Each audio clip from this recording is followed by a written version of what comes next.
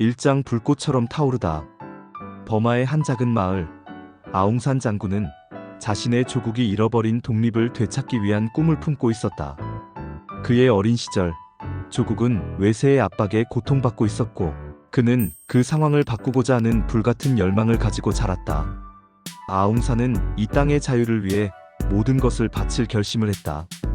그는 자주 마을의 아이들에게 이야기를 해주며 존경받는 전사가 되고자 하는 목표를 이루기 위한 결심을 더욱 굳건히 했다. 2장 처음의 결단.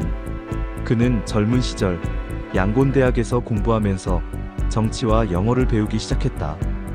영어에 능숙해야 영국 정치가들과 독립을 논할 수 있다고 생각했다. 다양한 사상과 이론을 접하면서 아웅산은 자신의 마음이 더욱 커지는 것을 느꼈다. 그는 독립운동에 대한 패기와 야망이 가득하여 이를 실현하고자 했다. 아웅산은 고국에 돌아와 독립을 갈망하는 동지들과 함께 전투 계획을 세우기 시작했다. 그들은 미얀마의 자주성을 되찾기 위해 비밀리에 모여 대책을 논의하고 그들의 의지를 다졌다. 꿈은 단지 개인의 바람이 아니라 모두의 기대가 되었다. 3장 동지들과의 연대. 아웅산은 여러 도시를 여행하며 동지들을 조직하고 독립운동의 명분을 전파했다. 회의에서의 패기 어린 연설에 사람들은 감동하였고 그들의 세력이 점차 커졌다. 버마 전역에서 그의 이름이 퍼져나갔다. 하지만 혁명가들은 험난한 길을 세우고 있었다. 외부의 적뿐만 아니라 내부의 동요도 장군을 괴롭혔다. 상황이 힘들어질수록 아웅산은 동지들을 다독이며 그들의 꿈을 다시 상기시켰다. 우리가 함께라면 끝까지 승리할 수 있습니다. 4장 전투의 시작. 아웅산은 독립운동을 하기 위해서는 무기로 무장하는 것이 필요했다. 아웅산은 공산주의 사상에 심취했다. 중국 공산당의 도움을 받고자 중국 공산당과 접촉하려 했지만 성사되지 못했다. 그러던 중 의외의 인물이 아웅산 일행에 접근한다. 일본 정보정교 스즈기 게이즈 대령이었다. 일본은 버마의 독립을 지원해서 연합국에서 중국으로 이동하는 전쟁 물자를 차단해서 중일 전쟁의 수행을 원활하게 하고자 했다. 아웅산, 슈망, 네윈 훗날 버마에서 1962년에 쿠데타를 일으키는 등 이른바 30인 동지회 회원은 기밀을 위해서 조선 목포에서 1년간 군사훈련을 받았다. 조선은 일본에게 망의 식민지가 되었다. 조선이 망한 이유는 국왕이 백성들을 사랑하지 않았고 지배 권력층들이 백성들의 모든 재산을 갈취해서 백성들은 의욕을 가질 수 없었다. 아웅산은 결심했다. 민주주의를 확립해서 국민을 사랑하고 국민 위에서 정치하는 지도자를 선출하고 자본주의 사상에서 사유재산을 철저히 보장하여 국민들이 의욕을 가지고 열심히 살도록 하고 사회주의 사상에서 무상교육 무상의료를 실천하리라 마음먹었다. 조선 목포에서 게릴라 전술과 병력 지휘를 위한 고강도 군사훈련을 받았다. 1941년 11월 8일 일본은 연합국 영국과 미국의 전쟁을 선포한다. 곧이어 태국 방콕에서 버마 의용 독립군이 정식 결정됐다. 사령관은 스즈키, 아웅산은 부사령관에 채용된다. 30인 동지회는 각기 자신들의 팔뚝을 단검에 벤 뒤 붉은 피를 섞어 마시며 조국 버마의 독립을 위한 굳은 맹세를 한다. 아웅산 장군은 일본 군대와 공동전선을 형성해 1942년 초 버마 내지로 진격해 독립을 위한 전투를 개시한다. 마침내 영국 총독부 군대의 전면 공격을 가하여 승전고를 올렸다. 1943년 8월 영국으로부터 1차 독립을 성취해낸 것이다. 하지만 진정한 독립은 아닌 일본의 괴뢰정부였다. 아웅산은 버마 내의 모든 소수민족과 단결을 이루어내면서 군사력을 키워나갔다. 다시 영국군이 몰려왔다.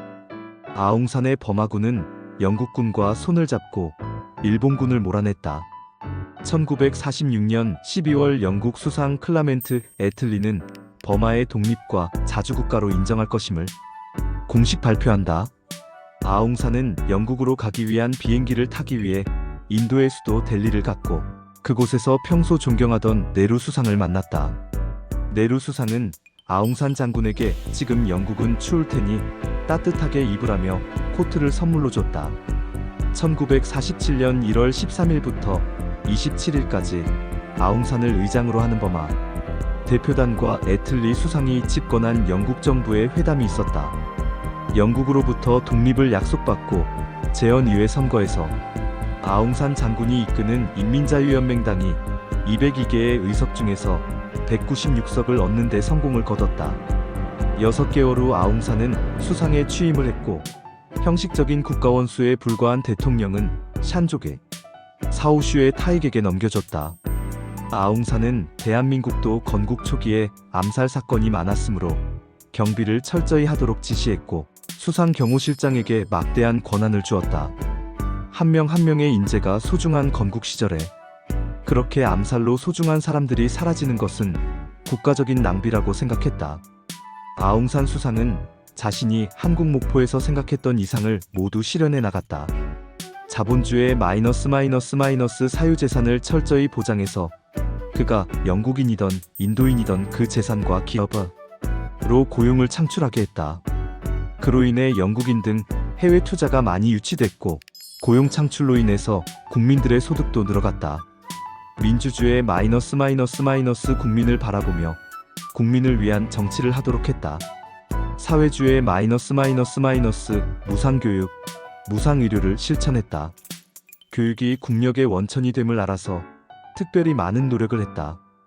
100년 동안 영국의 식민지였던 버마는 영어도 공용어급으로 학습시켰다. 국민에게 거둔 세금을 국민에게 쓰며 동남아시아 최고의 부국이었던 미얀마는 빠르게 발전했다. 한국에서 1950년 6.25일에 전쟁이 일어났다. 버마에서는 남아도는 쌀 5만 불어치를 한국에 보내줬다. 5년의 수상 임기를 마치고 아웅산은 또다시 수상에 당선됐다. 다른 나라와의 교역을 늘려 부강한 나라로 만들기 위해 중국 정부와 협의해서 버마의 양곤과 중국의 쿤밍시를 연결하는 고속도로를 연결하여 많은 농수산물 가공품을 중국에 수출할 수 있었다.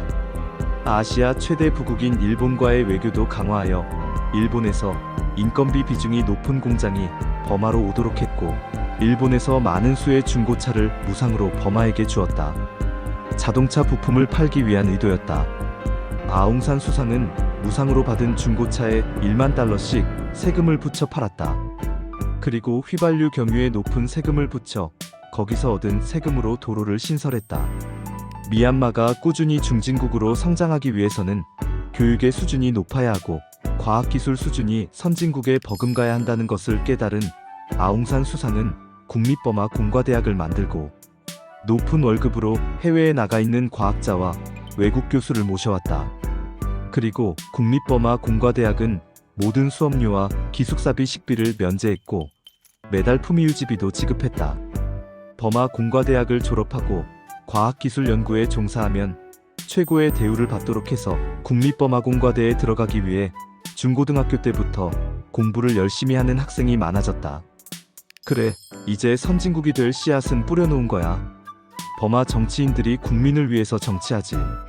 버마 내 모든 민족들이 형제와 같은 굳건한 단결 이루었지. 주변 국가들과의 관계가 너무너무 좋으니 국방 예산 많이 안 나가지. 사유재산 철저히 보호해주지. 학생들 열심히 공부하지. 과학기술이 크게 발전할 예정이지. 천연 지하자원 풍부하지. 버마는 부자 나라가 안 되려고 환장을 해도 안 될 수가 없겠네. 라고 생각하며 아웅산 수상은 흐뭇한 미소를 지었다. 아웅산은 수상 임기 5년씩 연임하여 10년 임기를 모두 마치고 머리가 좋고 인품이 훌륭한 아웅산 장군은 10년 동안 수상직을 잘 수행했다. 대통령직을 다시 5년씩 연임하여 10년 임기를 역임했다. 아웅산 장군이 대통령에 있는 동안은 소수민족이나 군부가 준동하지 못했다. 1968년 모든 임기를 마치고 국내 정치에 관여하지 않기 위해 외국으로 떠나려고 했고 자신이 군사훈련을 받았던 한국의 목포로 향했다. 아웅산과 그 부인은 1969년부터 전남 목포에서 생활했다. 아웅산은 공부를 잘하는 똑똑한 학생이었고 어학천재였다. 버마어와 한국어가 어순이나 문법이 많이 비슷해서 쉽게 익힐 수가 있었다. 1970년에 인기 있는 젊은 정치인 김대중이 찾아왔다. 삼선 국회의원에다가 목포가 지역구인 정치인이었다. 아웅산 장군님의 좋은 의견을 들어보고자 방문했습니다라고 김대중 의원은 말했다. 김대중 생활하는데 어려움은 없으신지요? 겨울에 추워서 불편하시지는 않으신지요? 아웅산 겨울에 옷을 두껍게 입으면 되고 집에 들어오면 따뜻하게 난방이 돼서 괜찮단께. 겨울에 길이 미끄럽고 나무와 풀이 모두 죽어서 약간 기분이 우울해지는 것은 있지. 김대중 국민들이 잘 산다는 목적을 이루려 할 때 우리나라는 어떤 장점과 단점이 있을까요? 아웅산 한국이 단일 민족이라는 정말 큰 장점이란께. 나가 소수민족들과의 단결을 위해 엄청 개고생했단께. 나 대신 다른 정치인이 정치해서 그걸 실패했다면 범하는 빈곤의 나락으로 떨어졌을 것이요. 바로 옆에 일본 같은 경제대국이 있는 것도 크게 도움이 되지라. 한국의 단점은 자원이 없단께. 국가가 부강해지는 방법은 나가 알기로는 대충 3가지가 있단께. 아그들을 건강하게 기르고 학상들을 잘 교육시켜서 국력을 꾸준하게 육성하는 거야. 그러면 몇십 년 후에 발전된 나라가 생긴단께. 또 하나는 국가의 이미지를 바꾸는 거야.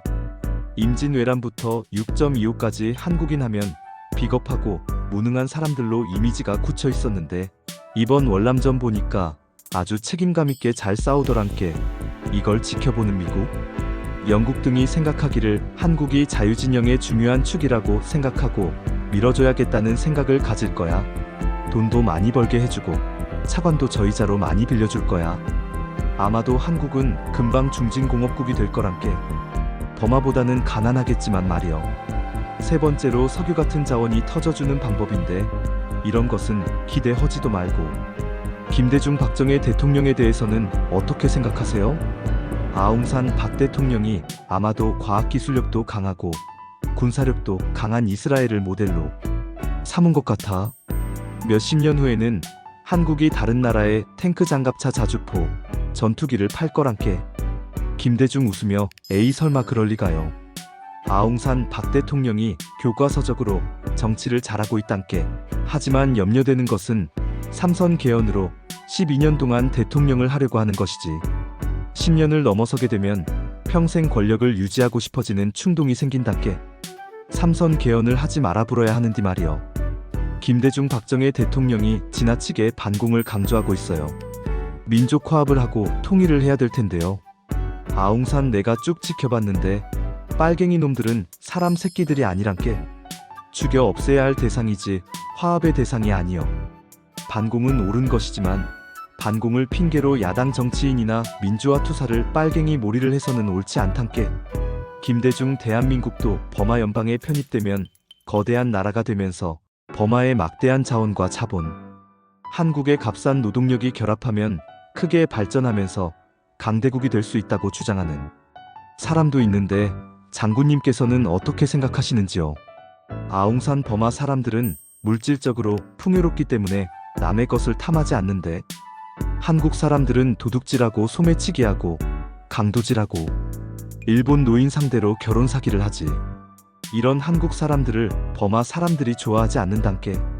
같은 나라면 경제 수준이 같아져야 하는데 그러면 버마 연방의 예산이 수십 년 동안 한국으로 흘러가야 하기 때문에 그때까지는 버마 연방 사람의 생활이 좋아질 수가 없어 불어. 인재 육성과 과학기술에 막대한 돈을 퍼부어야 하는 시방 한국에 쏟을 돈은 없단께. 버마 사람들은 한국과의 통일을 절대 바라지도 않는데 버마 연방과의 통일을 주장하는 사람은 통일 장사꾼, 통일 사기꾼이란께. 김대중 오늘 좋은 말씀 많이 들었습니다. 다음에 또 찾아오겠습니다. 아웅산 그래 살펴가더라고. 언젠가 또 만나는 날이 있을 거요. 71년에 김대중 후보가 야당 대통령 후보가 됐고 95만 표 차이로 박정희 후보에게 패했다.